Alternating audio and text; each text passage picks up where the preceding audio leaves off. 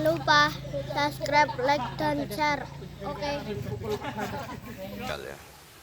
Kita sebagai umat Islam di Indonesia yang kita semua ahli sunnah wal jamaah mewajibkan amar ma'ruf nahi mungkar.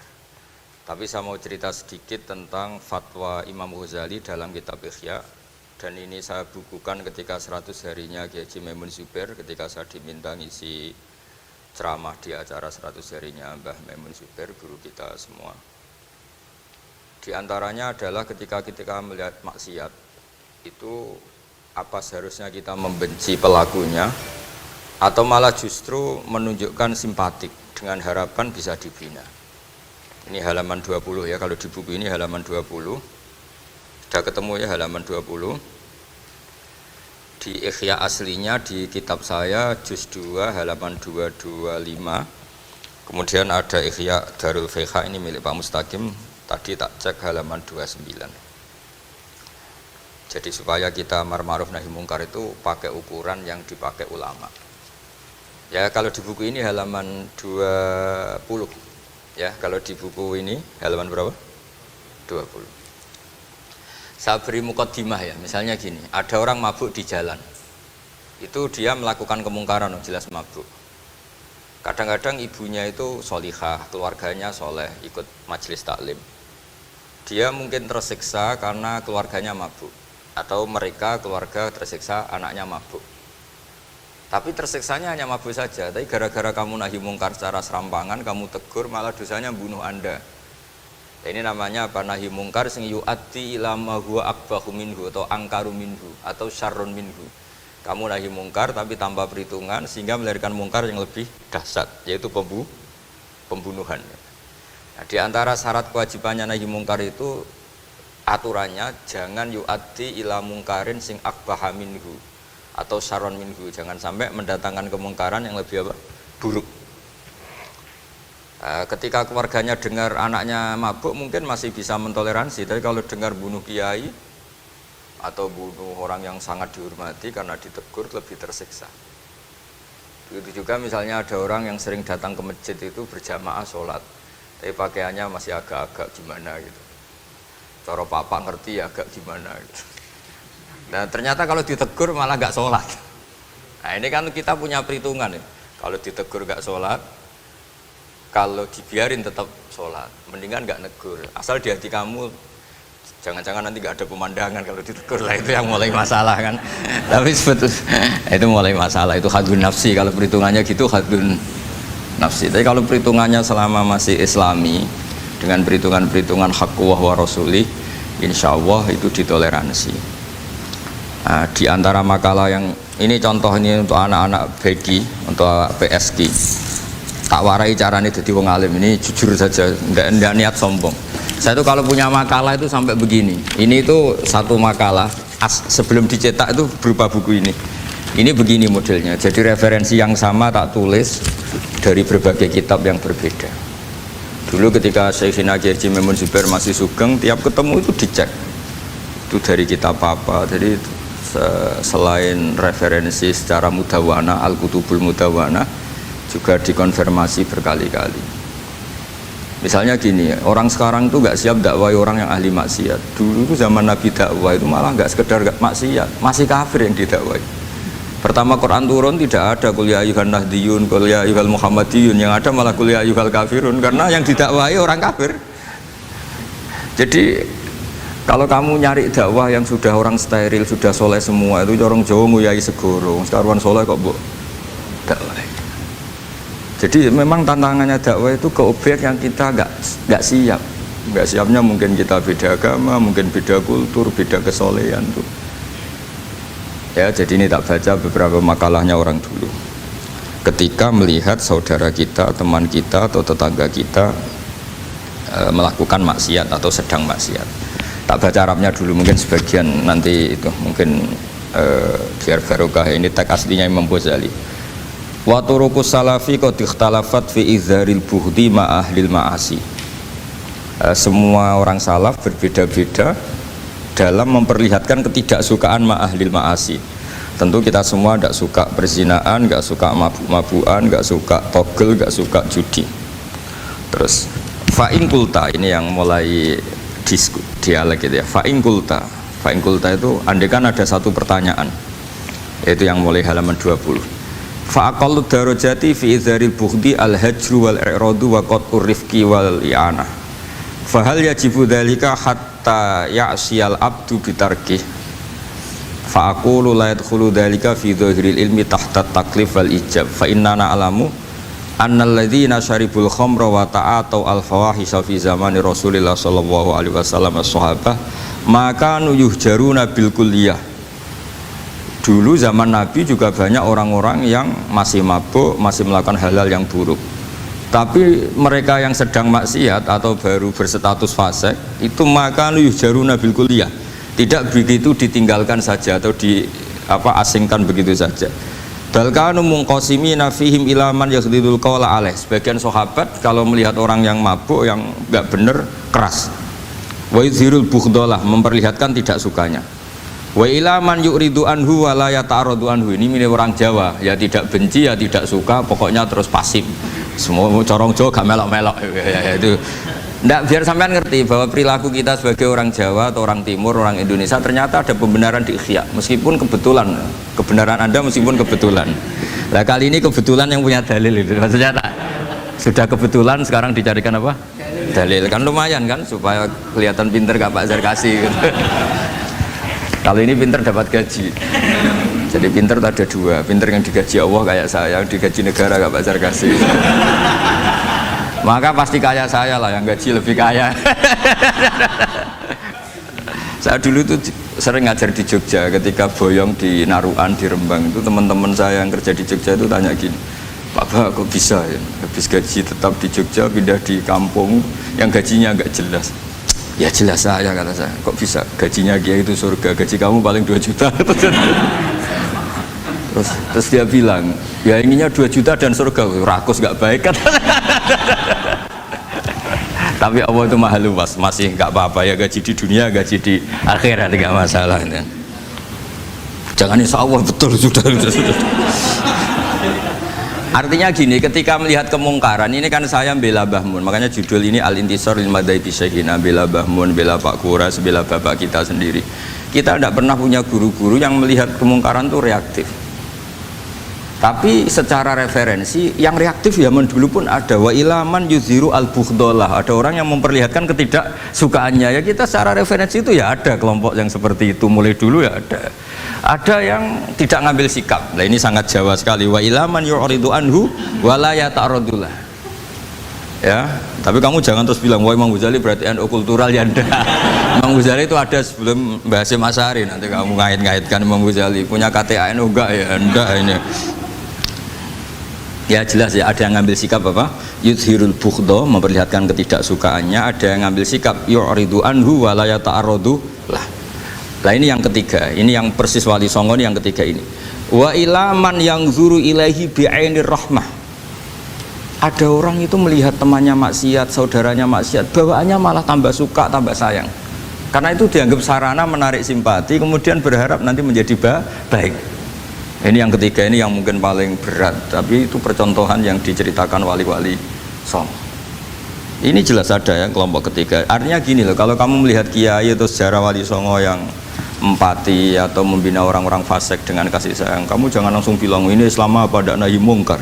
Kamu yang kurang ilmu ribet. Ini jelas ada takbirnya. Mulai ini Imam Ghazali loh, Hujjatul Islam. Orang punya gelar Hujjatul Islam.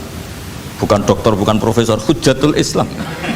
Sedunia lagi, bukan versi kampus tertentu. Sedunia, diakui sedunia. Ternyata mulai dulu ada orang yang pilihannya apa? Wa ilaman yang zuru ilaihi bi'ainir rahmah. Ada terusannya, wala yu'athirul muqata'ah wa taba'ud.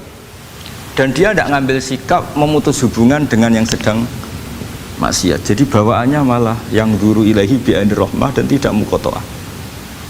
Tapi tentu ya tidak muqata'ahnya karena niat bina ya, bukan koalisi, bukan malah nanti kayak tadi kalau ada yang ke masjid masih pakaiannya agak gimana, dibina itu untuk lebih baik.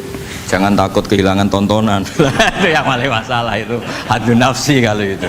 Kayaknya saya enggak lah, saya kiai. Ini cerita sampai enggak cerita saya. Ya, ini jelas nanti kalau yang punya kitab Ihya jelas ikut babnya Kitabu Adabil Ulfah wal Ukhuwah. Ya, jadi nanti yang kitab naskahnya beda itu di Ihya-nya ikut apa? Kitabu Adabil Ulfah wal Ukhuwah. Bab cara merasa empati, kasih sayang. Itu di situ saya pernah baca khatam dan mengajarkannya juga berkali-kali. Dan muasalah saya dengan ulama-ulama dulu yang sudah meninggal. Itu di situ Imam Ghazali kalau dalil itu gini, sampai begini ekstrimnya. Mungkin bagi orang awam tidak ekstrim, tapi bagi ulama itu ekstrim. Fa inna wa ta'ala qadim tanna alaina bi nikmatil ulfah was suhbah. Isqala wa allafa baina qulubihim. Jadi kebencian itu tidak termasuk nikmat yang dihitung Allah. Yang dihitung Allah termasuk kenikmatan itu wa allafa baina qulubihim. Jadi mu'alafa, merasa nyaman dengan teman kita, saudara kita meskipun beda ormas, beda kultur, beda apa, itu bagian dari kenikmatan. Jadi jangan mentang-mentang kamu demi nahi mungkar terus adanya kebencian. Itu di Quran jelas, nikmat itu dihitung termasuk pemberian Allah terbesar itu wa allafa bainakum. Bahkan Allah ngendikan lau anfaqta ma fil ardi jami'an ma allafta baina qulubihim walakinna Allah allafa bainahum. Rasulullah yang kesayangannya Allah saja dibayangkan Muhammad urusan cinta kasih, urusan kasih sayang, urusan saling mencintai. Andai kan kamu biayai, andai kan negara menggelontorkan APBN untuk rekonsiliasi nasional itu tidak bisa. Karena ini urusan hati. Kamu bisa tak kayak ide sak miliar seneng wong elek, enggak bisa.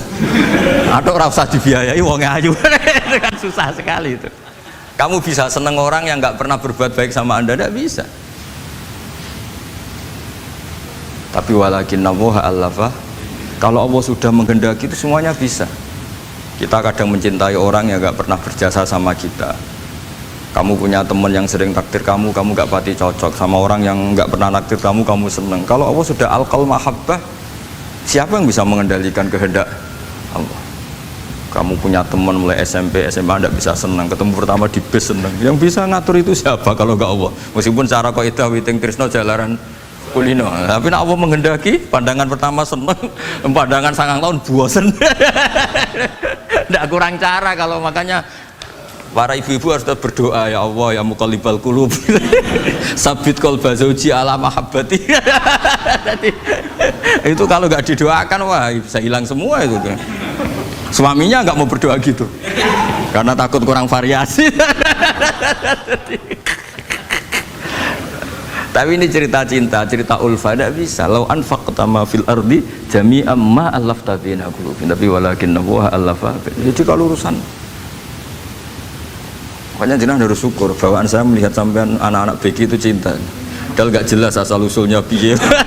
Terus tapi saya sudah 4 tahun, kalau 5 tahun ngajar di sini. Dia di Jakarta katanya harus ya. Harus. Itu bahasa keangkuhan harus. Karena kalau di kitab fikih itu ijabu malam yajib termasuk dosa besar. Karena berarti musyarri apa? Ya Pak Sarkasi ya. Iya, di Sulam Taufik jelas termasuk dosa besar ijabu malam yajib, mewajibkan sesuatu yang tidak wajib. Mergo fa anta musyarri, berarti kamu bikin syariat baru. Karena sudah ada mandubat, ada masruat, ada syariat ini sudah sempurna. Faman aujaba ma lam yujibhumu wa rasuluhu fa huwa musyarriun. Dari berarti dia musyarri baru. Bahasa karsanya kayak ngaku nabi baru. Sudah tak maafkan. Tapi secara fikih jelas, sama lihat di Sulam Taufik termasuk minal kabair apa? Ijabu malam yajib, mewajibkan sesuatu yang tidak wajib. Musyarri ya, musyarri. Bukan tukang bikin syariat, tapi ini musyarri tukang yang di jalan mungkin itu. Saya itu saking fanatiknya ilmu, ini cerita ya. Saking fanatiknya ilmu itu kalau haulnya bapak saya, karena kita keluarga pesantren, itu pengumumannya itu aneh. Tidak wajib hadir. Karena takut ijabu malam, karena trennya pesantren itu gitu, kalau alumni itu harus hadir pas hall atau pas pengajian mulut. Kalau saya karena fanatik ilmu itu nggak pernah ada undangan sampai sekarang. Saya ngiyai sudah 2005 bapak, sampai sekarang nggak pernah ada undangan karena takut ijabu malam yajib. Karena saya orang bener, maksudnya ada kayak ini. Ini kacau ini. Saya ini lebih tua, lebih kiai, diatur yang lebih muda. Ini enggak orang Indonesia ini, Pak. Kalau orang Indonesia itu sopan ya. Orang Indonesia itu enak, sama orang kiainya monggo sak kerso. Padha sak kerso milih istirahat timbang mulang ya. Habis perjalanan jauh monggo sak kerso milih apa? Istirahat timbang mulang. Ya sudah tak maafkan kan. Saya kan orang baik jadi gampang maafkan. Ya ngatur kiai dosa lagi udah. Ya ini jelas ya. Jadi ada 3 kelompok tadi ya. Jadi kalau jenengan sama orang yang tegas nahi mungkar atau apalah, ya mulai dulu ya ada wa ilaman yakhlidul bughdhalah itu wa yudhirul tadi apa ilaman yakhlidul qala alaih wa yudhirul bughdhalah itu mulai dulu ya ada. Terus ada yang model Jawa wa ilaman yu'ridu anhu wa la yata'arradu lah, jadi gak ngambil apa sikap corong Jawa gak melok. Terus yang ketiga ini yang cerita Wali Songo, ya kita tidak menangi Wali Songo tapi sudah mutawatir lah kalau cerita-cerita Wali Songo itu nggak pernah negur orang, nggak pernah apa, tapi bisa merubah. Ini yang mahal kan bisa merubah. Itu apa cerita itu riwayatun sing tablughu haddat tawatur lah, karena semua versi kiai, versi film, versi buku kan semuanya sama Pak Zarkasi apa? Enggak, semuanya menceritakan sama. Kalau Wali Songo itu tidak main kekerasan tapi merubah. Kalau orang-orang yang terlalu liberal kan ya orang rubah, malah tadi seneng aja kalau ini semua orang pakai hijab ribet. Nah, itu yang ribet kalau sampai ganti niatnya gitu. Ribet gak punya pandangan tadi loh pada perhitungannya itu ribet kalau perhitungannya gitu. Ya ini jelas ya. Kelompok ketiga dan ini menurut saya yang luar biasa, wa ila man yang zuri ilaihi bi ainir rahmah wa la yu'athirul muqata'ah wat tab'al. Fahadihi daqaiqu diniyatun takhtalifu fiha turuqus salikin. Ini satu detail-detail yang mulai dulu orang itu beda-beda karena mungkin organ kita beda, psikologi kita beda. Kalau orang sosiologi mungkin ngamati latar belakangnya beda. Ada orang tuh santunya minta ampun, tak tanya tak pikir dia turunannya orang baik. Kalau saking santunya saya nanya kiai aja kalah sopan sama dia. Tak tanya kamu kok orang baik padahal gak anaknya kiai, karena saat trauma ditabui bapakku terus. Jadi dia sama orang karena trauma, betapa ada enaknya dikerasin. Ya nasibnya baik dia kok, kesimpulannya gitu. Ada yang dikerasin bapaknya terus dendam, anaknya yang kena. Banyak orang yang mencintai istrinya, tak pikir dia turunannya orang yang sangat mencintai istrinya, ternyata enggak. Saya tahu sakitnya dicuekin suami, ibu saya itu korban bapak saya. Gara-gara trauma itu terus sayang sama istrinya, karena ibunya korban dibiarin sama bapaknya, ditinggal kemana-mana. Jadi kadang manusia itu nggak bisa ditebak. Ada yang anaknya orang harmonis, dia ada harmonis, kok monoton ya. Ya ribet kalau sudah mukallibal qulub, nggak pernah tahu kita. Ya, makanya sudah lah donga aja ya mukallibal qulub sabit qalbi ala din. Ini para istri harus donga ya mukallibal qulub sabit qalba zauji ala mahabbati. Tapi aku yakin bapak-bapak gak berani doa gitu. Sabit qalbi ala mahabbati zaujati gak berani. Takut goblok saja. Kayaknya monoton tadi. Ya. Ya jadi jelas ya, ini masalah-masalah yang nggak mungkin ada kesepakatan ya. Ini jelas fahadihi daqaiqu diniyah takhtalifu fiha turuqus salikin. Nah daqaiq itu artinya gini ya, daqaiq itu sudah detail. Dikoh, daqaiq jamaknya daqiqah, dikoh itu detail. Bukan daqaiq bahasa Arab sekarang artinya menit. Oh, daqiqah, daqaiq ada menit barang ini apa dari ini maksudnya dari kata dikoh apa? Detail. Detail itu maksudnya gini. Saya beri contoh ya, semoga contoh ini tidak menyinggung siapapun ya, karena ini murni contoh. Misalnya ini ada warung kopi ya, warung kopi itu dijaga orang cantik, ramah. Terus ini itu dijaga orang solihah tapi judes. Sini boleh utang, ini nggak boleh utang. Ini contoh gampang saja, contoh yang awam saja, model goblok saja lah. Kita ngaji model awam saja. Terus kamu orang netral. Masih netral ya tidak soleh-soleh banget, ya tidak fasik-fasik banget. Ya kayak kelas-kelas gini kan nggak soleh-soleh banget, agak ya nggak jelas lah bahasa pasnya itu nggak jelas. Kalau bahasa Qur'annya wa akharuna atarafu bidunubihim kholatu amalan solihah wa akhara. Delok kiai ya gelem, delok wedok ya gelem. Konser ya teko, pengajian ya teko, ini jenis kholatu amalan solihah Wah, akhara saya. Jadi Quran sudah gambarkan. Makanya kelompok kayak kamu itu termasuk kelompok yang dibayangkan Quran. Tapi ya ta'arufu fi dzunubihim, kalau malam ya istighfar, astagfirullah. Sudah pas lah gambaran Quran itu pas, sudah kamu partainya itulah jelas sudah. Kan kita nggak mungkin partai wa minhum sabiqum bil khairati fi ndak lah. Ambune ndak kelihatan. Kalau kalian sudah wali pasti saya tahu, kan ada daftarnya. Wali itu ada daftarnya, ada anggotanya, ada apa? Ada membernya ya, betul ya. Ya saya ulang lagi ya. Ini solihahnya, solihah itu ya solihah lah misalnya. Ini misalnya orang ya gitulah. Saya tidak mengatakan sampai nyun sewu orang nakal, enggak. Pokoknya ini solihah banget, ini biasa misalnya. Terus tapi ini ramah, sudah ramah boleh utang. Cantiknya sama, kamu jangan bayangkan cantiknya sama. Cantiknya sama atau jeleknya sama. Kemudian ini boleh ngutangi saja, servisnya boleh ngutangi saja. Itu kira-kira kamu marung kemana? Ke sini kan? Yang boleh utang kan? Karena al-insan abdul ihsan. Nah di sini juga sama. Jangan-jangan anak-anak muda itu suka jagongan di gardu di tempat orang nakal karena ada kopi gratis, boleh nyetel tip bebas. Sementara sowan ke orang soleh harus banyak etika, banyak tatanan. Nah jangan-jangan mereka agak tertarik kita di sini ihsan, merasa dapat baiknya si yang punya rumah, di kita enggak.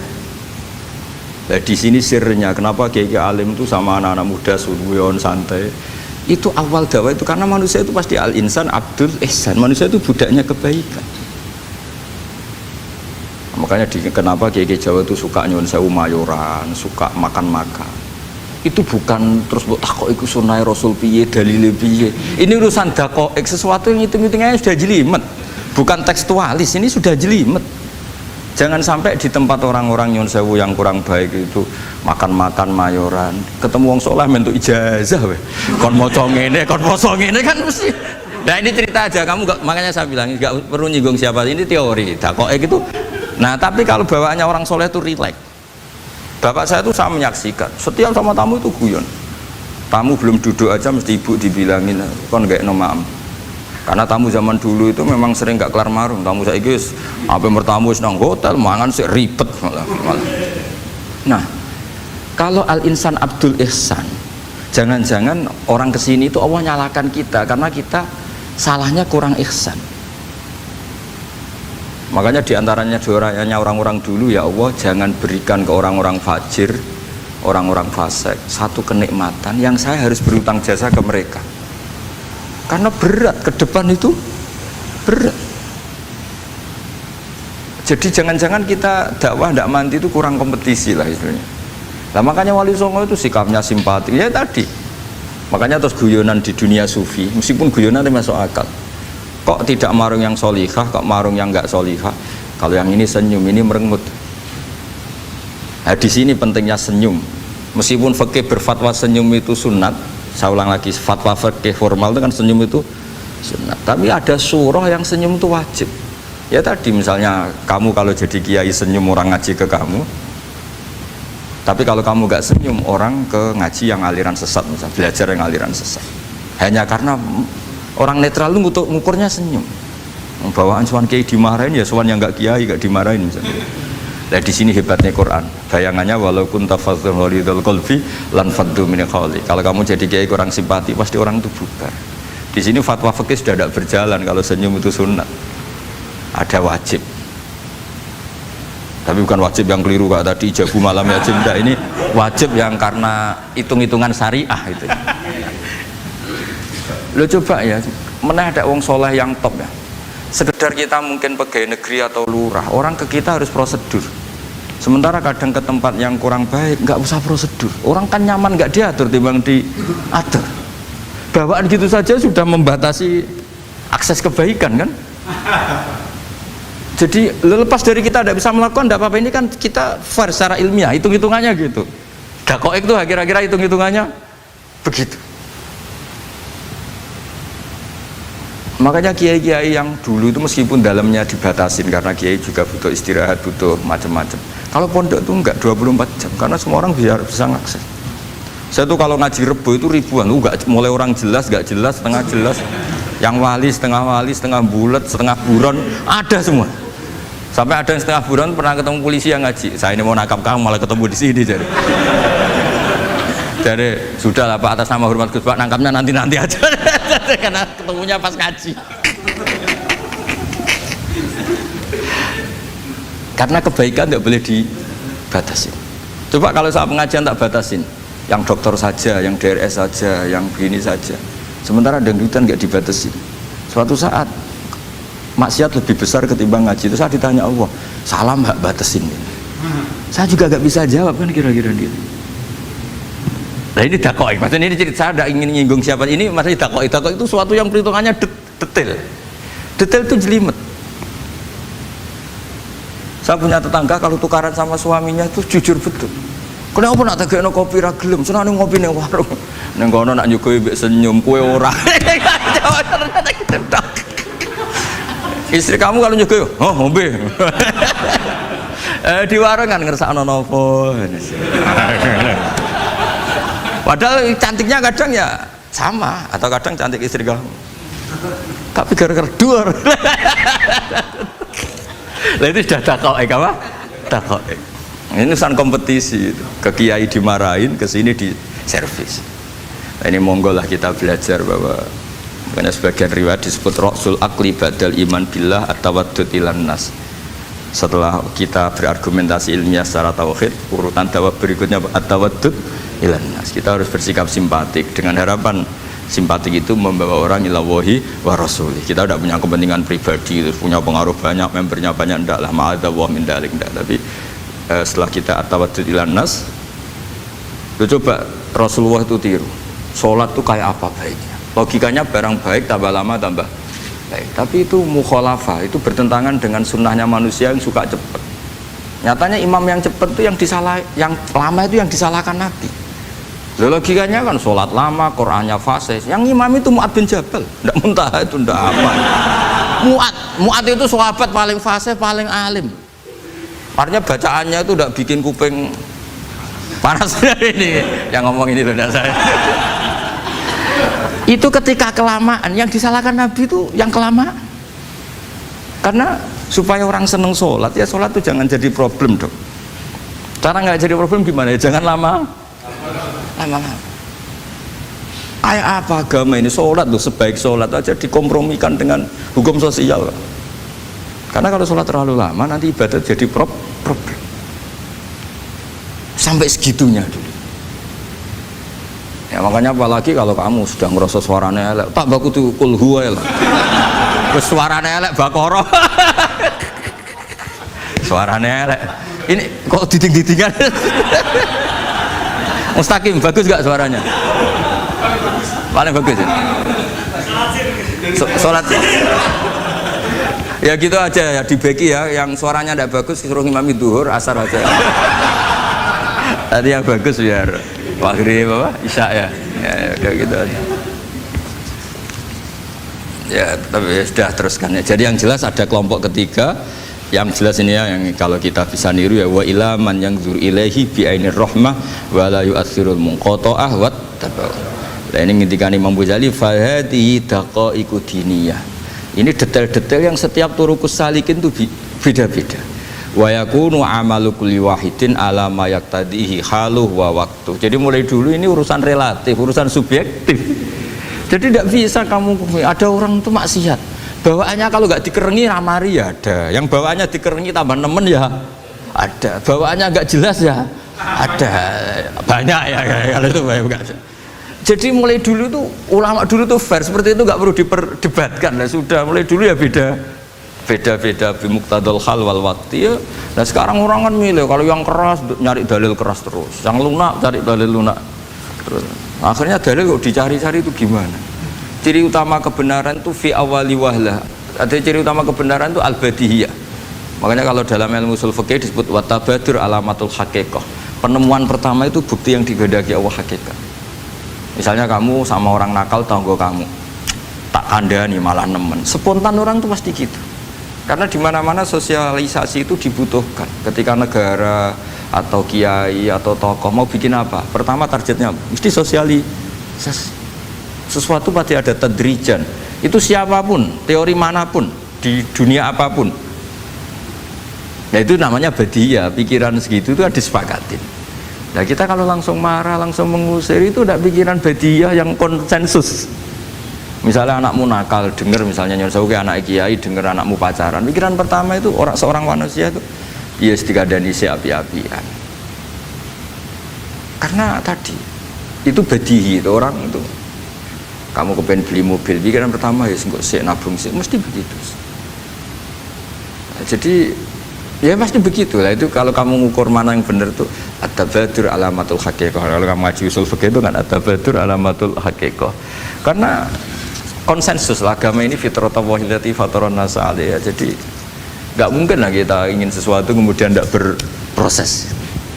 Ya saya teruskan ya. Tapi kamu jangan kaget kalau setiap angkatan beda. Ini jelas wa yakunu amalu kulli wahidin ala ma yaqtadi halu wa waqtu. Terus wa muqtadul ahwal fi hadil umur imma makruha aw manduba fatakunu fi rutbatil fadail wa la tantahi ila tahrim wal ijab. Nah ini jelas metode-metode itu sudahlah, paling kalau benar ya mandubah, kalau salah ya makruha. Kamu jangan kalau orang salah metode tahrim enggak bisa. Metode itu misalnya gini, ada orang enggak nahi mungkar, terus, oh ini haram, kiai kok enggak punya kepedulian enggak nahi mungkar, ya jangan gitu, itu urusan manhat itu enggak bisa.